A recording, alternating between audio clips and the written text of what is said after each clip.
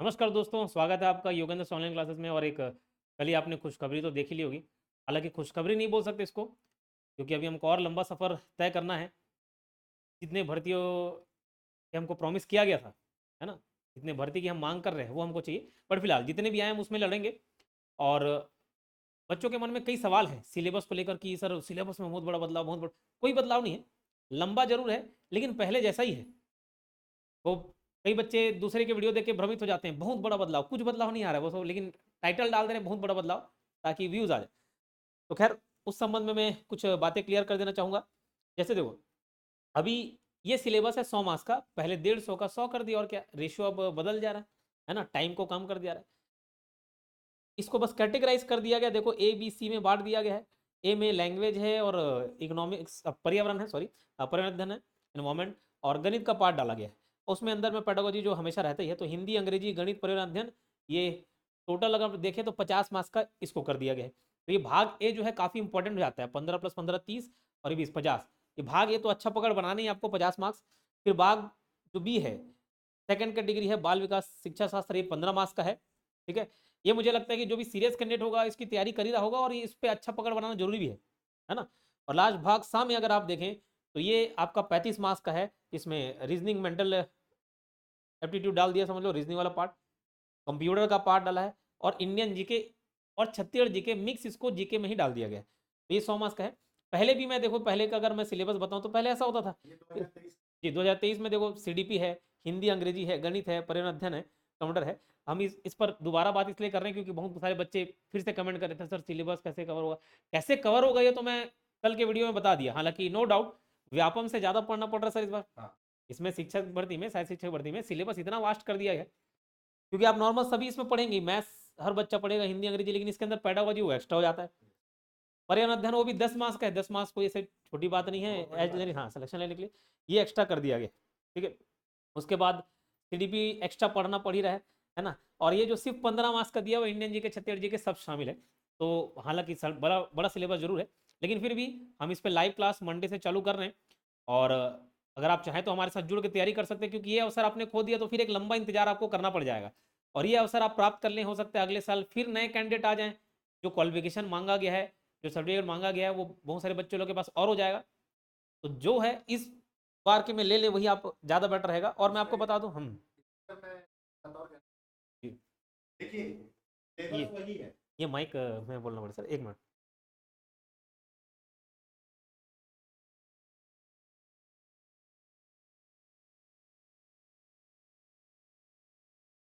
बस coupon code के बारे में मैं आपको बता देता हूँ। ये SUPER सुपर 20, ये कूपन कोड आप अप्लाई कर लें शिक्षक भर्ती कोर्स में। और हमारा एप्लीकेशन तो आप सभी को मालूम होगा, कॉम्पिटेटिव एग्जाम के फील्ड में सबसे ज़्यादा ऐप डाउनलोड वाला एप्लीकेशन है। ठीक है, संस्था योगेंद्र साहू क्लासेस, एप्लीकेशन का नाम तो आपको मालूम है, योगेंद्र साहू क्लासेस। और टेस्ट सीरीज भी स्टार्ट कर रहे हैं, सभी जानते हैं कि टेस्ट सीरीज की क्वालिटी योगेंद्र साहू क्लासेस में कैसे रहती है। तो अगर आप चाहें तो टेस्ट सीरीज भी परचेस करें और अभी से इसको दिलाते चलें, है ना। ये मत सोचिए कि एग्जाम लास्ट में पढ़ डालूंगा फिर दिलाऊंगा, ये गलती बस आपको नहीं करनी है। ठीक है, और बाकी एज संबंधी, आयु संबंधी मैक्सिमम जो क्राइटेरिया है उसमें थोड़ा दिक्कत, 40 साल 45 साल में, है ना, रिजर्वेशन का एक इशू, और उसके अलावा जो कास्ट सर्टिफिकेट, इनकम सर्टिफिकेट से रिलेटेड बहुत सारे सवाल हैं बच्चों के मन में। तो दीपक सर आए हैं और उसको डील कर देना, क्योंकि पर्सनली सबका रिप्लाई कर पाना मुश्किल है। तो दीपक सर आपको इस संबंध में सारी क्लैरिटी दे देंगे। धन्यवाद सर।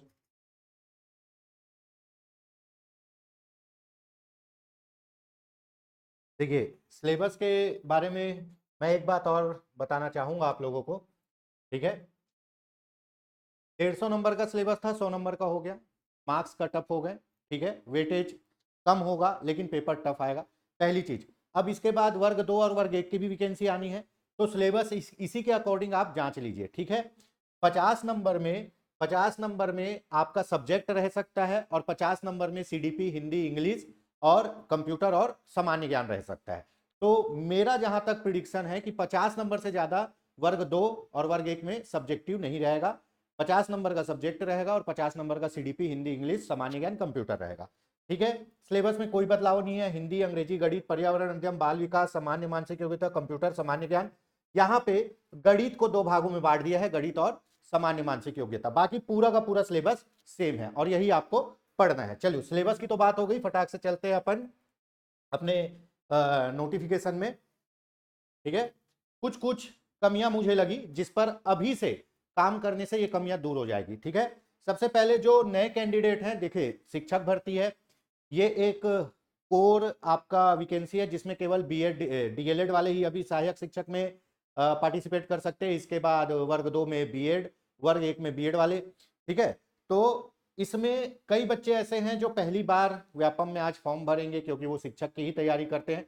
तो सबसे पहले तो आप व्यापम में अपना आईडी रजिस्ट्रेशन करा लीजिए, ये अलग बात है, वो उसके बारे में मैं जानकारी नहीं दे रहा हूं। यहां पर कई बच्चों का सर ई संवर्ग क्या होता है, टी संवर्ग क्या होता है। देखिए ई संवर्ग अगर आपका लगेगा तो आप एजुकेशन विभाग में ज्वाइनिंग मिलेगी, और टी संवर्ग लगेगा तो ट्राइबल। तो टी संवर्ग की वैकेंसी कहां रहेगी, ट्राइबल जिलों में रहेगी। ठीक है, टी संवर्ग की वैकेंसी रहेगी ट्राइबल जिलों में, और आपका अगर टी संवर्ग में रहता है तो आपका ट्राइबल टू ट्राइबल ही ट्रांसफर होगा, आपका एजुकेशन डिपार्टमेंट में ट्रांसफर नहीं हो सकता। तो अच्छे से पढ़िए, जो शहर वाले हैं उन लोग अच्छे से पढ़िए, कोशिश करिए कि आपका रैंक ई संवर्ग में आ जाए और आप शहरी क्षेत्र में काम करें। बाकी जो ट्राइबल क्षेत्र के स्टूडेंट है उन लोग ट्राइबल क्षेत्र में भी लगेंगे तो भी अच्छा है, ई संवर्ग में लगेंगे तो भी अच्छा है, आप भी जाके ट्राइबल क्षेत्र में भी काम कर सकते हो, कोई वैसा बड़ा लोड इसका है नहीं। बस ये है कि घर के सामने नौकरी लग जाए तो बहुत अच्छी होती है। तो ये ई संवर्ग और टी संवर्ग समझ गया। ई संवर्ग में एजुकेशन डिपार्टमेंट में नौकरी लगेगी, टी संवर्ग में ट्राइबल डिपार्टमेंट में नौकरी लगेगी।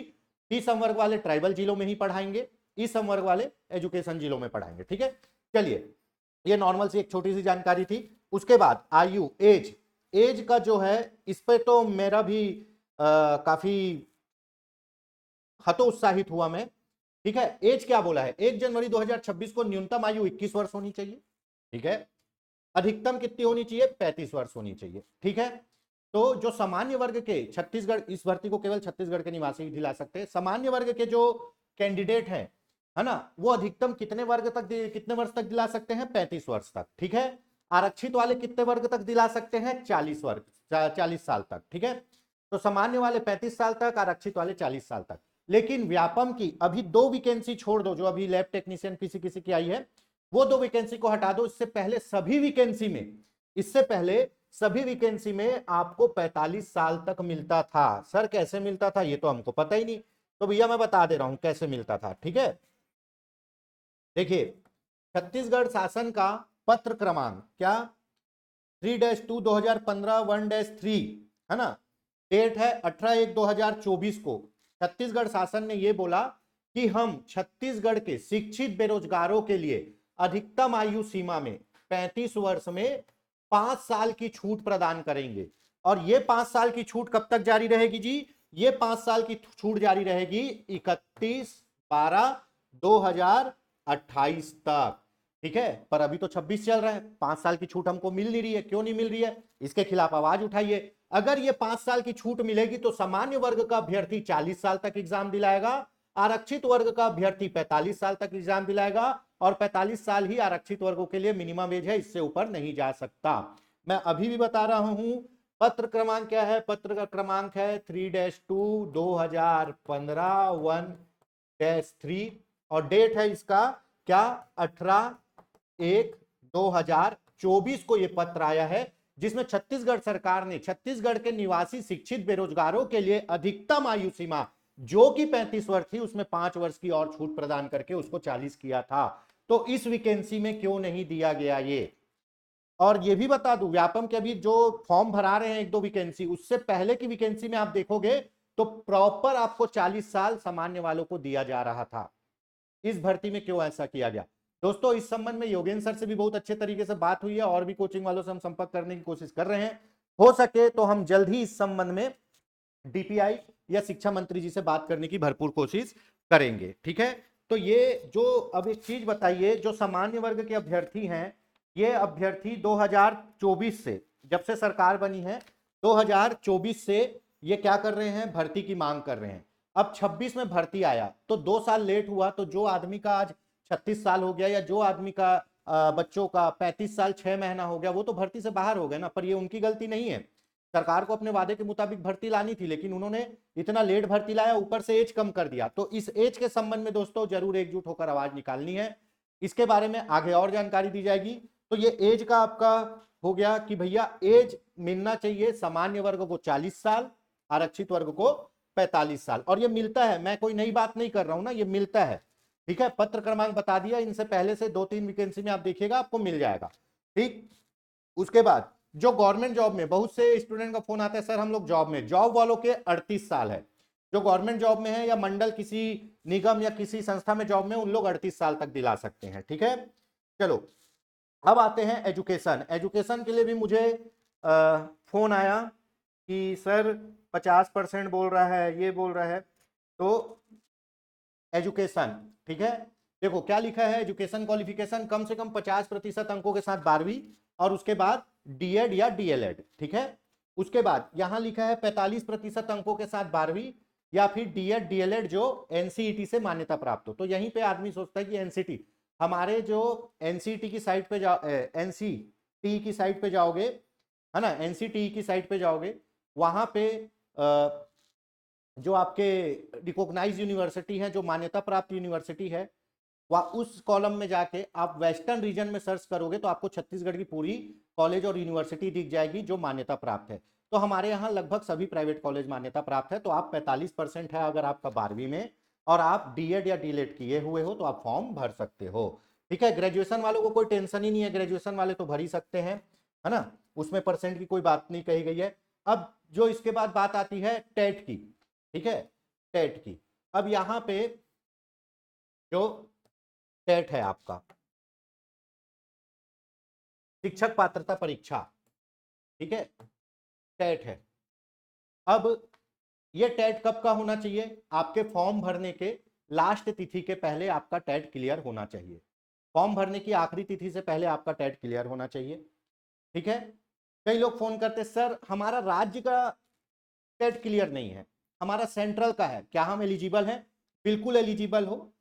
राष्ट्रीय अध्यापक शिक्षा परिषद द्वारा इस प्रायोजन के लिए जारी किए गए मार्गदर्शी सिद्धांतों के अनुसार समुचित सरकार द्वारा आयोजित अध्यापक पात्रता परीक्षा टीईटी में उत्तीर्ण, आप केंद्र का टेट क्लियर किए हो तो भी उत्तीर्ण हो और ये फॉर्म भर सकते हो, राज्य का टेट क्लियर किए हो तो भी उत्तीर्ण हो और ये फॉर्म भर सकते हो। अब आपको टेट कौन सा क्लियर करना है, वर्ग 3 का करना है। वर्ग 2 का किए हो तो इसमें फॉर्म नहीं भर सकते।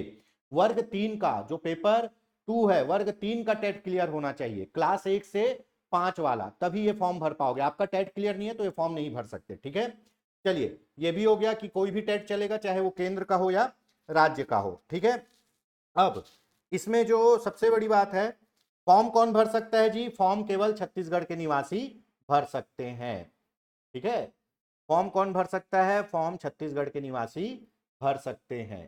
ठीक है, चलिए छत्तीसगढ़ के निवासी ही फॉर्म भर सकते हैं। ठीक है, उसके बाद एजुकेशन क्वालिफिकेशन, कई लोग पूछते हैं सर हमारा अभी 3rd सेम है, 4th सेम है, तो क्या हम फॉर्म भर सकते हैं या नहीं? ठीक है, तो मैं बता दूं कि जो भी फॉर्म भरेंगे, ठीक है, उनका पूरा क्वालिफिकेशन फॉर्म भरने के अंतिम तिथि के पहले धारित किया होना चाहिए, है ना, एक्योर होना चाहिए। जिन लोग अभी पढ़ रहे हैं, फाइनल सेम में है, उन लोग फॉर्म नहीं भर सकते। 2023 में भरने दे दिया था, इस बार नहीं बोल रहा है। ठीक है, साफ लिखा है, अभ्यर्थी द्वारा आवश्यक शैक्षिक अहर्ता एवं अन्य अहर्ताओं का प्रमाण पत्र व्यापम द्वारा निर्धारित ऑनलाइन आवेदन करने की अंतिम तिथि अथवा उसके पूर्व तिथि तक प्राप्त करना अनिवार्य है। चाहे आपका डीएलएड हो, चाहे आपका टेट हो, ये दोनों रिजल्ट आपके फॉर्म भरने की अंतिम तिथि से पहले डिक्लेयर हो चुके होने चाहिए। ठीक है, तभी आप फॉर्म भर सकते हो। मतलब जो अभी फाइनल सेम में हैं, ठीक है, फाइनल सेम का एग्जाम दिलाएंगे, उन लोग फॉर्म नहीं भर सकते। और जिनका फाइनल सेम का एग्जाम हो गया है और इंटरनेट वाला रिजल्ट आ चुका है, उन लोग भी फॉर्म भर सकते हैं। जिनका फाइनल सेम का एग्जाम हो गया और इंटरनेट में रिजल्ट आ चुका है, उन लोग फॉर्म भर सकते हैं। जो अभी पढ़ रहे हैं उन लोग फॉर्म नहीं भर सकते। ठीक है, तो ये हो गया एक महत्वपूर्ण बात, इस पे भी बहुत सी क्वेरीज आ रही थी। अब आते हैं सबसे बड़ी बात, जाति प्रमाण पत्र। जाति प्रमाण पत्र, तो देखो भाई, आपका जाति प्रमाण पत्र फॉर्म भरने के अंतिम तिथि से पहले आपके पास होना चाहिए। जाति प्रमाण पत्र कैसा होना चाहिए? स्थायी जाति प्रमाण पत्र होना चाहिए। सत्यापित नहीं बोला है, स्थायी बोला है। 2 प्रतियां मिलती है, एक अस्थायी, फिर उसके बाद वो स्थायी होता है, स्थायी के बाद उसको सत्यापित करवाते हैं। तो स्थायी जाति प्रमाण पत्र आपके पास होना चाहिए। ठीक है। लड़कों का जाति प्रमाण पत्र उनके पापा के नाम से ही बनता है। लड़कियां जो विवाहित महिला है, ये यहां पे देख लीजिए, अनुसूचित जाति अनुसूचित जनजाति की विवाहित महिला अभ्यर्थियों को अपने पिता के नाम के साथ अंकित जाति प्रमाण पत्र प्रस्तुत करना होगा। जाहिर सी बात है, जब आप स्कूल में पढ़ रहे होगे और आपका जाति प्रमाण पत्र बना तो उस समय आपकी शादी हुई नहीं थी, तो जाति प्रमाण पत्र में नाम किसका होना चाहिए? पिता का नाम होना चाहिए। तो जो विवाहित महिला है उन लोग जो जाति प्रमाण पत्र प्रस्तुत करेंगे वो पिता के नाम से ही प्रस्तुत करेंगे। अब ओबीसी के बारे में यहाँ पे डिटेल नहीं दिया गया है। ठीक है, ओबीसी के बारे में डिटेल नहीं दिया गया। यहां लिखा गया है आरक्षित श्रेणी में चयनित अभ्यर्थियों को सक्षम प्राधिकारी द्वारा जारी स्थायी जाति स्थायी जाति प्रमाण पत्र प्रस्तुत करना होगा, अन्यथा विज्ञापन के तहत छूट नहीं मिलेगी। तो भैया मैं ओबीसी का आपको पेज बता देता हूं। अभी सब इंस्पेक्टर वाले सर्वाइव कर रहे हैं इस चीज में, प्री दिलाने के बाद भी कर रहे हैं। आपका ओबीसी का जाति प्रमाण पत्र चाहे स्थायी हो चाहे सत्यापित हो, वो तभी वैलिड होगा जब आपको उसके साथ आय प्रमाण पत्र दोगे। ठीक है, आय प्रमाण पत्र देना जरूरी है। और ये आय प्रमाण पत्र भी कब का होना चाहिए? आपके फॉर्म भरने की अंतिम तिथि से पहले का। ठीक है, तो अभी क्या चल रहा है? वित्तीय वर्ष, अभी वित्तीय वर्ष चल रहा है आपका 26-27। अभी वित्तीय वर्ष चल रहा है अप्रैल से 26-27, 2026-2027 का वित्तीय वर्ष चल रहा है। ठीक है, तो इस वित्तीय वर्ष का तो आय प्रमाण पत्र बनेगा नहीं, आपको 2025-26, ठीक है, 24-25, ठीक है, 3 साल बोलता है, आप 2 साल ही लेके चलो। तो आपको है ना फॉर्म भरने की अंतिम तिथि से पहले 2 वर्ष का आय प्रमाण पत्र आपके पास होना चाहिए। नहीं है तो बना लो। अभी आप अगर आय प्रमाण पत्र बनाने जाओगे तो आपको वित्तीय वर्ष 2025-26 का बना के दे देगा। 7 दिन में बन जाता है, कोई टेंशन नहीं है। फॉर्म भर लो, आय प्रमाण पत्र बनवा लो। ओबीसी वालों के लिए मैं बोल रहा हूं, अगर ओबीसी वाले जाति प्रमाण पत्र प्रस्तुत करते हैं, उसके साथ आय प्रमाण पत्र प्रस्तुत नहीं करेंगे, आय प्रमाण पत्र कब का? आपके फॉर्म भरने से पहले की तिथि का, पहले 2 साल, 3 साल का, 3 साल से अंदर का होना चाहिए। आप 2 साल ही मान के चलो, तीसरे साल तक मत जाओ।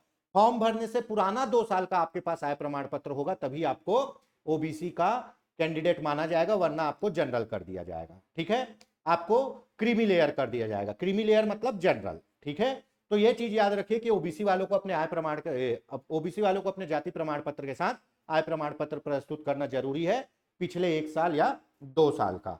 ठीक है, और यह आय प्रमाण पत्र आपको कोई भी चॉइस सेंटर में 200 रुपए में 7 दिन में बन के मिल जाएगा। ठीक है, तो सिलेबस में भी जानकारी हो गई, फॉर्म भरने की भी जानकारी हो गई, डॉक्यूमेंट की भी जानकारी हो गई। एक फॉर्म भरने में कहाँ क्या क्या लिखना है, एक कंप्लीट वीडियो उसमें और बना देंगे अपन। तो दोस्तों, अगर आप शिक्षक भर्ती की तैयारी करना चाहते हैं तो योगेन साहू ऑनलाइन क्लासेस के साथ जुड़कर कर सकते हैं। इसमें बहुत से पोर्शन मैं ही पढ़ाऊंगा, जैसे सीडीपी हो गया, हिंदी हो गया, कॉन्स्टिट्यूशन के कुछ पार्ट्स हो गए। और ये भी बता दूं कि इससे पहले सीटेट और सीजीटेट दोनों में काफी अच्छा रिजल्ट रहा हमारी इंस्टीट्यूशन का, काफी लोग सीटेट क्लियर हुए। और मैं बच्चों को उस समय चिल्ला चिल्ला के बोला कि सीटेट का भी फॉर्म भरो, सीजीटेट का भी भरो, सीजीटेट से फेल हो गए तो सीटेट में पास हो जाओगे, कहीं ना कहीं मौका मिलेगा। और आज देख लो, जिनके पास टेट नहीं है वो ये फॉर्म नहीं भर सकते। तो अगर उस समय ही आपका टेट क्लियर हो जाता तो आप ये फॉर्म आज भरने के लिए एलिजिबल हो जाते। खैर छोड़िए, वो तो पुरानी बात हो गई। अगर जो इस फॉर्म को भर सकते हैं, एलिजिबल हैं, डीएलएड हो चुका है, टेट क्लियर है, जाति प्रमाण पत्र है, आय प्रमाण पत्र है, अगर वो तैयारी करना चाहते हैं, कलम तोड़ तैयारी करना चाहते हैं, सिलेक्शन वाली तैयारी करना चाहते हैं, तो योगेन साहू ऑनलाइन क्लासेस के साथ जुड़कर अपनी तैयारी को अमली जामा पहना सकते हैं, 7 पंख लगा सकते हैं, अपनी तैयारी को इंद्रधनुषी तैयारी बना सकते हैं। काफी अच्छा हमने तैयारी कराया था टेट का। शिक्षक भर्ती में भी हम बहुत अच्छी तैयारी कराएंगे, एमसीक्यू के थ्रू और वन लाइनर के थ्रू, डिस्क्रिप्टिव के थ्रू, पूरे सिद्धांतों के साथ काफी अच्छी तैयारी कराई जाएगी। अगर आप जुड़ना चाहते हैं तो योगेन साहू ऑनलाइन क्लासेस पर एक बार जरूर संपर्क करिए। जय हिंद, जय भारत, जय छत्तीसगढ़। मिलते हैं नए वीडियो पे बहुत जल्दी। जय हिंद।